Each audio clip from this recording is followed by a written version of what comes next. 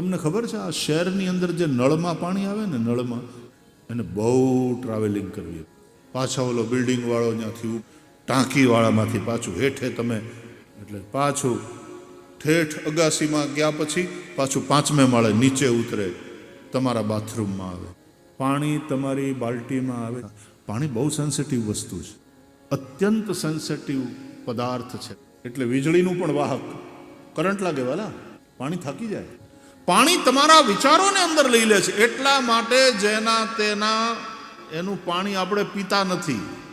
એમાં કોઈના પ્રત્યે નફરતની વાત નથી અને એવું કોઈ દિવસ મનમાં રાખતા પણ નહીં.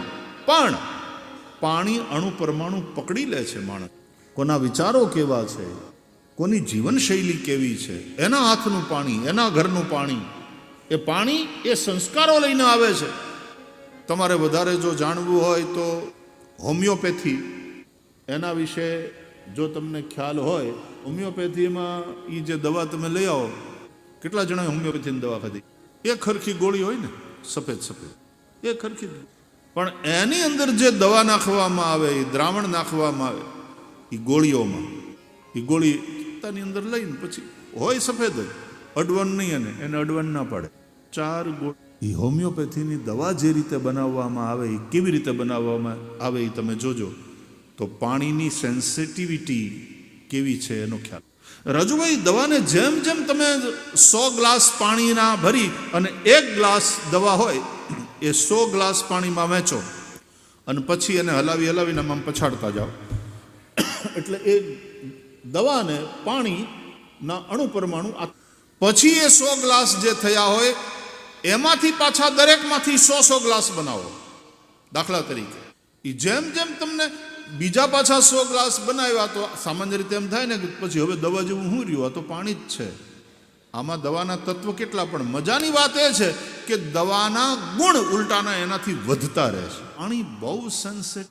70% આકાશ, વાયુ, જળ, તેજ, પૃથ્વી, છિત જલ પાવક ગગન સમીરા પંચ રચિત યહ અધમ શરીરા.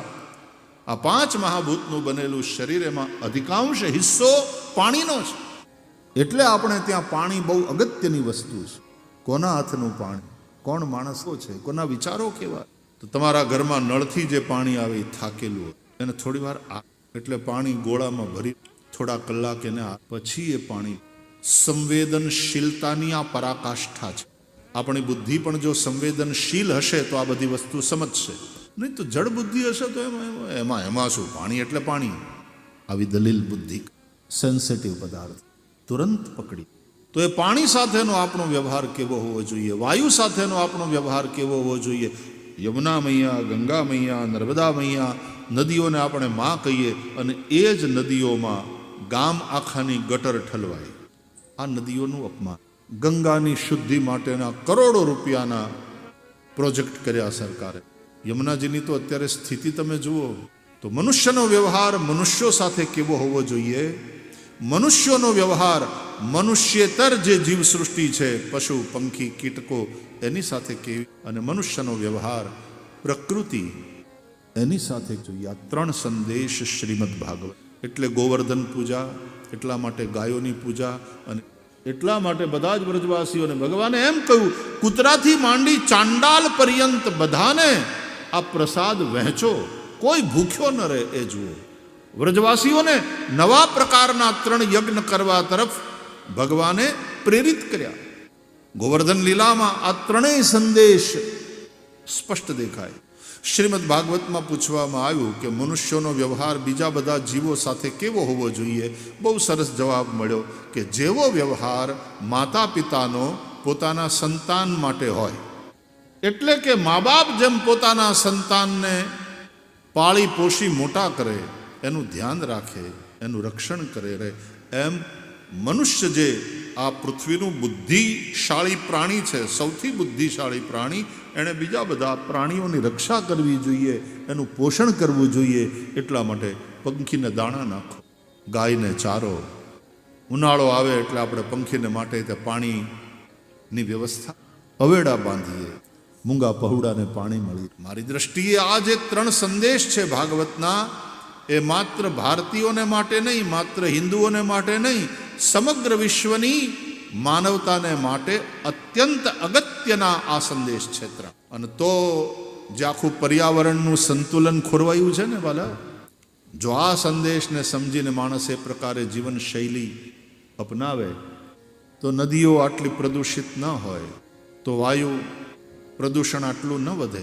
દિલ્હીમાં શ્વાસ લેવાનું કઠણ થતું જાય છે.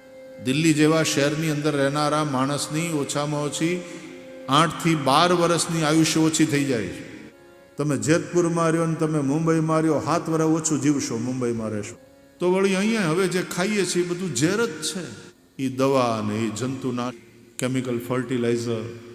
આપણે પ્રકૃતિ સાથે ખિલવાડ કરી. જો ઋષિઓના સંદેશને વિશ્વની માનવતા નહીં સમજે તો વિશ્વ કી માનવતા અપને ही अस्तित्व पर પ્રહાર કર રહી.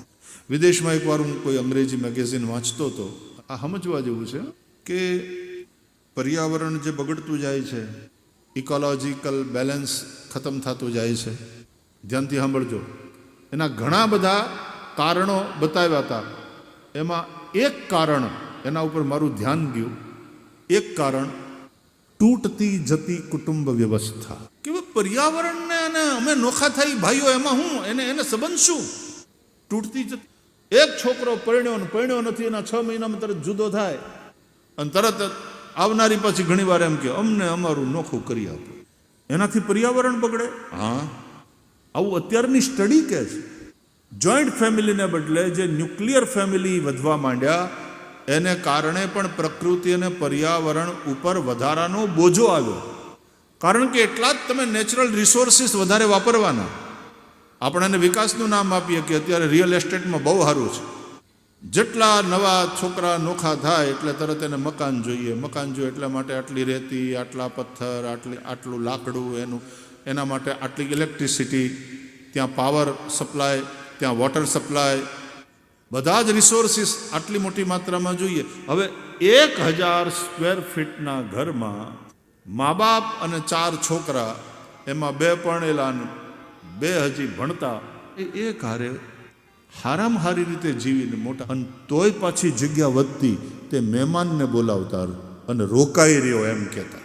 જેમ જેમ નોખા થતા જાય, જેમ જેમ કુટુંબ તૂટતા જાય, તેમ તેમ નેચરલ રિસોર્સિસ વધારે ને વધારે એક્સપ્લોઇટ થાય અને તેથી પ્રકૃતિ અને પર્યાવરણ ઉપર વધારાનો સ્ટ્રેસ આવે. બગડતી જતી કુટુંબ વ્યવસ્થા. હવે ગ્રીન ગેસીસ ને બધા વધતા હોય ને એને કારણે ટેમ્પરેચર ઊંચું જાય તો બરાબર. કુટુંબ, હા, અને એ સંયુક્ત પરિવારની અંદર જે લોકો જીવતા હોય એના છોકરા, મોટા ભાઈના 2, વચલાના 2, નાનાનો 1, એ 5 છોકરા એ ઉછરીને પોતાની મા પાસે જેટલા ન હોય એટલા ભાભુની હારે હોય. ક્યાંક સિનેમા જોવા જવું હોય તો એ 2 જણા વયા જાય, છોકરાની કોઈ ચિંતા નહીં, ભાભુની આગળ વધારે રહેતા હોય. દાદા અને દાદી એને મજાની વાર્તાઓ સંભળાવતા હોય. એ બાળકોનો ઉછેર જેટલો સારી રીતે અને સ્વસ્થ રીતે થાય, ન્યુક્લિયર ફેમિલીમાં રહેતા બાળકોને એ લાભ મળે. હું હંમેશા કયા કરું કે માણસને સૌથી વધારે જો જરૂર હોય તો માણસ. કદાચ તમે ભગવાન વગર ચલાવી લો તો ચલાવી લો, અને ઘણા ચલાવે છે મંદિરને ને ભગવાનને ધર્મ ધ્યાનને, અને કાંઈ સંબંધ નથી. ભગવાનને કંઈ વાંધો નથી. જે નથી માનતા ભગવાનને એ ખાઈ પીને જલસા કરે છે. પણ જે ભગવાનના ન માનતા હોય, ભગવાન વગર જેને હાલતું હોય એવા માણસને પણ.